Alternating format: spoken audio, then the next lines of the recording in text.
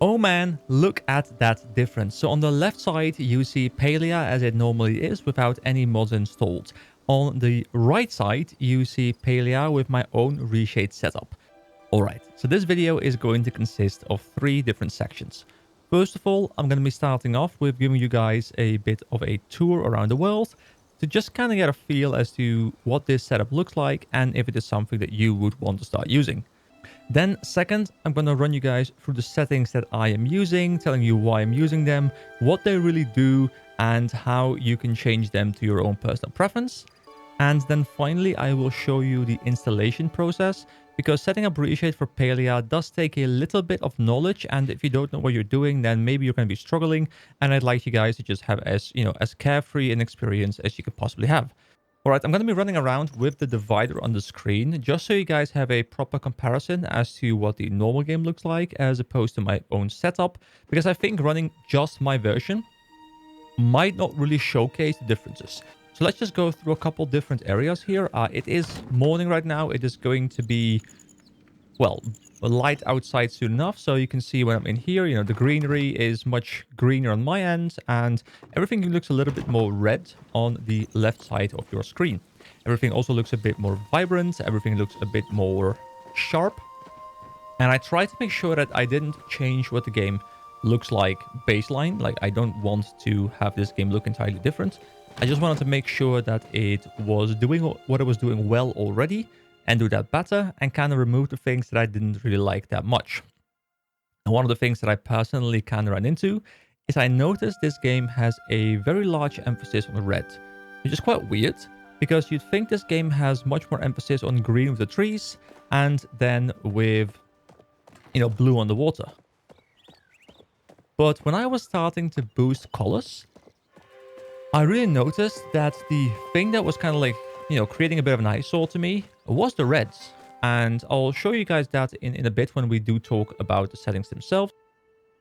So as you can see over here, we have the town. You can see it looks a lot less washed out. The fog is kind of less. It looks clearer. It looks crisper.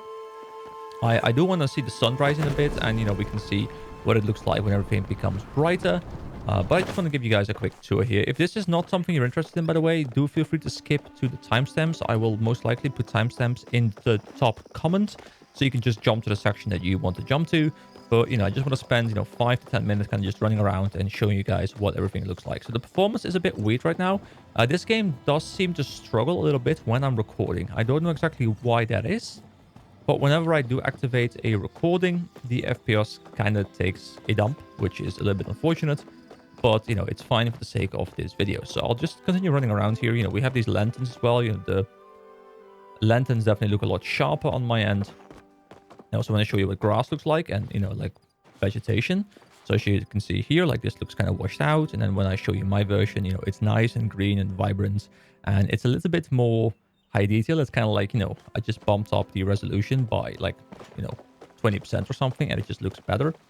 You can see the same on the ground here. Everything from the flowers, the plants, it all looks kind of washed out on the left, and on the right, it looks very vibrant. Now, I did have to be very careful because it is very easy to overdo the vibrance.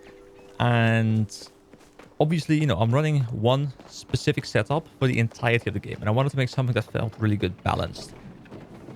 I did sometimes feel like I could have done a little bit better creating a profile for this one particular area, and technically you could do that. You could just swap whenever you're in a different area or like in a different time of day, but that would require too much effort. I wanted to create a profile that you could just be using whenever you're generally playing this game, and I wanted to make sure that when you set it up, it is literally just setting it up, using it once, and then you never have to think about it again.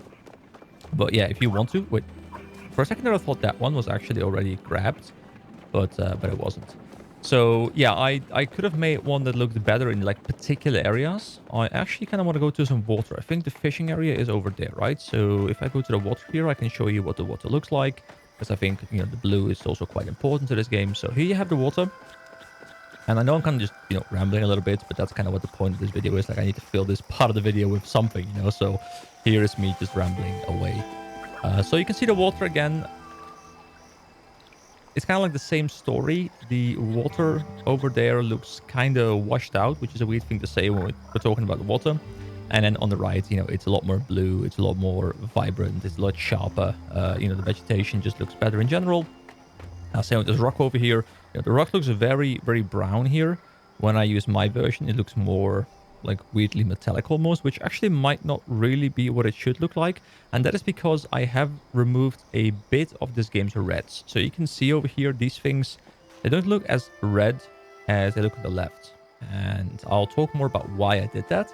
But in general, it's because when it's daytime and you use this setup and you are running around town, there's a lot of red going on in the buildings. And if I didn't take away a bit of the reds here, then I was running into issues where the red was really overpowering and it was kind of an eyesore. The buildings would start looking extremely red. And that's why I mentioned that red apparently seems to be a very prominent color in this game. So yeah, it is, the sun is rising. You can see like the sun as well up there. It's a little bit less vibrant, I guess. And I suppose that's mainly because the reds have been kind of removed from it. So, if I'm looking at this angle, I might actually prefer the left side, just for this like particular shot here. But obviously, moving forward, everything on the right side does look much, much better to me. So I think I've shown most of the areas I want to show. I mean, I could head to the other map here. Also, like the mini-map itself, like obviously, this doesn't ignore UI, so everything looks different. On the map, I quite like it. On my character panel, like it just looks more blue, which, I mean, I'm perfectly fine with. Let me see. Is there anything else I want to show off here? I mean, I can go to... Ooh, I'll go to the water temple, and I'll show you guys in there. I'll be there in a moment.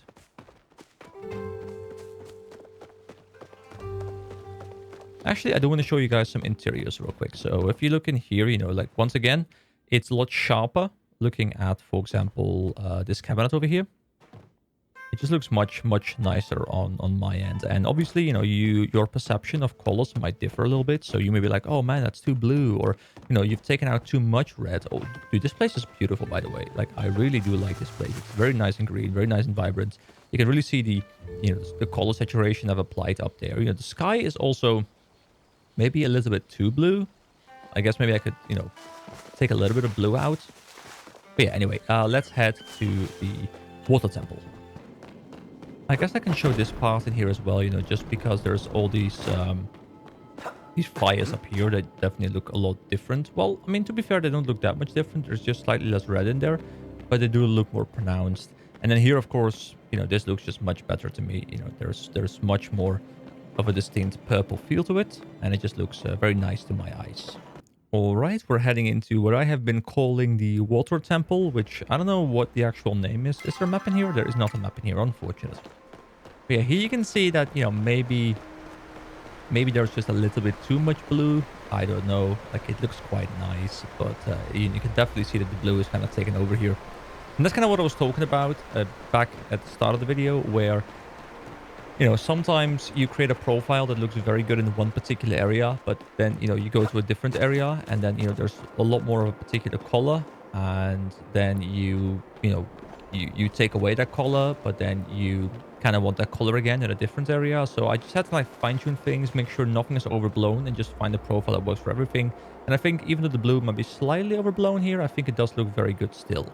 All right, we are now back in town, and now I want to run you guys through the settings that I'm using. I did also do a little bit more fine-tuning while recording, actually, where I found a way to not have to take away any reds, and I just managed to remove some of the additional reds that were coming from the color boosting.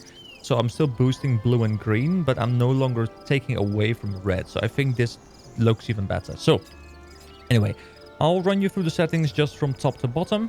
Not all of them have a massive impact, but I do want to show all of them off real quick. So first of all, we have clarity. You can see clarity mostly on the back wall. If you look at the back wall right now of the building behind me, especially at the like purple lines, you can see when I toggle it on and off, it becomes much, much sharper. So clarity just kind of, clears things up, makes everything just look very sharp. Then we have AMD fidelity, FX contrast, adaptive sharpening. It's kind of a sharpening thing as well. It's a very, very subtle difference. You might not even be able to tell that this is doing anything when you're watching this on YouTube. There is a very subtle difference for me, and you can turn it off if it's causing performance issues for you, but I did find it to have like a nice little boost there. Then we have blooming HDR, which just, it kind of fakes a little bit of HDR while adding a very, very subtle amount of bloom. It's not a lot of bloom, but it's enough just to, make things pop just a little bit. Then we have contrast limited sharpening. Once again, there is a bit of a sharpening tool here. Now, if you're asking me, hey, why are you using all these different kinds of sharpeners? Why not just use one sharpener? I don't know exactly how they work functionally, what they do different as opposed to the other ones. But I was kind of fiddling around with multiple sharpening effects, and they all seem to sharpen in slightly different ways. And I don't know what makes them do that, but I just kind of experimented with, let me pick up this sharpener and a bit of this sharpener. And this one seemed to work best, but I don't exactly know how it works and how it differs from the other sharpeners. So, don't ask me like super technical questions, because unfortunately I don't know. Then we have tone map. Now, tone map just adds a little bit of darkness to it. I initially used this to take away some reds. I had my red defogging, as it's called, like around here. And as you can see, it's actually taking away a lot of red right now. But I actually think after changing the vibrance settings, the tone map, without taking away any of the reds, looks very good. Then we have SMAA, which is just an anti-aliasing program, making sure everything is a little bit more rounded, so everything looks a bit clearer. The difference, once again, is very, very subtle, and I can only really tell when I'm looking at things very up close, but it does something, and on my end, it doesn't really take a lot of performance, so I'm like, whatever, just, throw it on a pile. It's nice if, once again, if it's causing any performance issues, this is one of the first things you would remove alongside the contrast limited sharpening. Then we have adaptive sharpen. So once again, one of the sharpening tools. Like I said, I don't know exactly what makes this one different from the other ones, but I like the way it looks. That's kind of how I judge all of these. Like I know vaguely what they do. I know what their purpose is, but I don't know how they technically work in the back end. So, you just have to take my word for it that I find these to look good. If you want to change something, of course, go ahead. But, I wouldn't be able to tell you exactly how they do their things. Then curves, once again, it's kind of adding a little bit more of that HDR look, where it's kind of making everything a little bit darker, which just means everything looks a little bit sharper. There is less of that, white noise going on. Everything is just more like the colors pop a bit more. And especially during night, having curves active means that you have a slightly darker nighttime. And then we have vibrance. Vibrance is very simple. It is just boosting colors. And I made sure that it's only boosting blue and green. As you can see, like all the greens that up here in the back of the roof here, the green is being boosted. The blues are being boosted. If I pop it off and on, you can see some blues popping. But the red is not changing. And that's because I am not boosting the red at all, because the game's already kind of, full of red. So that would just be a bit too much. So let me turn everything off, and you can just see the effects go on one by one. So first of all, let me turn everything off here. This is the game fully baseline. And if you've been looking at the way the game looks on my end, I think the game right now looks, it looks all right, but it looks very washed out when you're used to, the way the game looked when I was just playing just now. Now, let me activate the effects one by one. Let me actually stand in a different direction so you can see some other things going on. There's a lot of red in the background here. Actually, you know what? I'll aim myself like here. Like a nice building, a nice bit of greenery in the background. And here we go. So, clarity.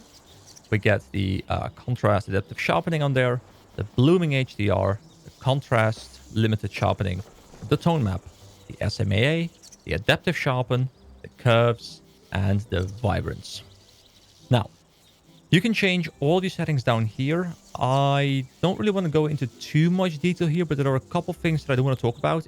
If you prefer the slightly less sharp look and you want things to be a little bit more blurry, I can see that, because some people just don't like it when the game becomes overly sharpened. I think I found a sweet middle ground, but if you don't like it, what you can do is you can go to one of the sharpenings, and for example, this one here, Adaptive Sharpen, and you can just kind of slide the sharpening down or up, depending on what you want, and then it will become less sharpened. You can kind of just go through the different sharpening versions here and just... There's always like a sharpening strength kind of thing. Just slide it back and forth and just kind of see what happens, and you can change it like that. Then also another thing that I want to talk about here is you have under the... Hold on, not adaptive sharpening. Let me see. Where is it?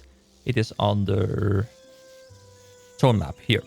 So if you do want to remove something or not remove something. So imagine if I wanted to remove red, I would select red here. So red is fully maxed right now. I can choose the color, so I'm just selecting red, and now I'm telling the game remove all the red. So if I slide this all the way to the right, it will remove all the reds from the screen. I only have blues and greens right now. If I wanted to not necessarily remove the reds here, but remove all the green, I could do the same thing here. And now I have only red and blue. Now, you can also kind of mix these up. You know, you can make sure you remove all the... Well, what is this? Like a weird yellow. Let me see what happens, actually. Well, apparently that just removes everything. Because it's removing all the colors, like a bit of all the colors. But because I'm removing so much of it, at some point, it's just like, yep, there is just simply no color left. But yeah, you can kind of fiddle with this. I think the main purpose of this tool is using it when you have a lot of one color and you want to remove a lot of that color while not removing the other colors and still having like a vibrance option. So that is something that I want to talk about. And finally, yeah, the vibrance is kind of similar. You can like slide the vibrance back and forth. Of course, I can remove it, and the game becomes very not colorful. You can also make it extremely colorful, which some people might find pleasing. Personally, to me, it kind of starts hurting my eyes after a bit. So having it around 300 here is what I personally like, where it's it's nice and colorful, but it's not extremely colorful. Anyway, that is everything that I wanted to show. I do think it looks quite nice like this, and I hope I help some people out, and you can play around with it yourself, and you can make your game look a lot better. Now, finally, what I will do is I will show you the installation process. It is fairly simple, but there are some things you need to know, so I'll see you in a moment. All right, I'll run you through the quick installation guide as quick as I can. So here we go. We Google Reshade. We go to the Reshade website. On the Reshade website, we go to download. We download Reshade 5.9.1 in my case. Once you've downloaded that, you go to your Reshade setup.exe, which is the file you've just downloaded. Then you go to browse, find the game. You can try and find it in this list. I personally was not able to do so. So I will go to browse. And this is where the tricky part comes in, because it is located in a very particular part of your PC. So it's under app data, local, PALIA, client, PALIA, binaries, Win64. It's a very long link, and it took me a long time to find where exactly it was. So what I did initially is I installed it into the launcher, which resulted in the launcher having Reshade. So I was able to customize the launcher, but that's not what I want. I want to customize the actual game. So do make sure you go to the link, as you can see on the screen right now. Just make sure you follow all those steps, and your PALIA installation file should be there. You then double click the PALIA client Win64 shipping.exe, which is the actual game file you are running when you're clicking the launcher. So double click it, then you go to next. You then select Microsoft DirectX 10, 11, 12, because this is in fact a DirectX 12 game. You press next. You will have a different screen here, but what you will be able to choose is if you want to install all of the add-ons or if you want to install the clean version. Personally, I decided to just go for all of the add-ons, which gives you a massive list of all kinds of things you can install. You don't need to use all of them, but then you'll just have everything available to you whenever you want. You press next again, and then it will install. Once you've installed it, it will pop up on your screen. You can then open up your PALIA game. You will see a pop-up at the top of the screen, which will tell you can press home in order to go for a quick tutorial. You can just kind of either read it or quickly skim through it. Then after Reshade has been set up, you download the file that is in my description if you do want to use my preset, and then you just copy and paste it into the same app where the PALIA client Win64 shipping.exe is located as well, which is the file you selected in order to install Reshade. You will have a lot of different files here. You can kind of just ignore them. They're all just to do with all like shader packs and stuff. You even have a Reshade shaders tab right here. There is, all kinds of shaders, all kinds of effects you can use, textures. There's so many different things you can use. But if you just want to get my preset, literally just dump my file in here, restart your game, select it from the top, and you will have it running. Now, I was thinking about doing a full reinstall just for the sake of this video, but because the steps are so easy and it's literally just pressing next, next, next when the game launches, I feel like people should be able to figure it out on their own. But if they don't, then, please do let me know in the comments, and I will create a separate video to showcase the entire installation process if people are in fact running into issues doing so. So that is it. Thank you very much, guys, for joining me. I hope you enjoyed this video, and yeah, make sure to stick around, press the subscribe button. I never ask for it, but I would really appreciate it. I want to hit 1K someday, and I need your help to get there. So thank you very much, guys. Have a nice day. I'll see you around.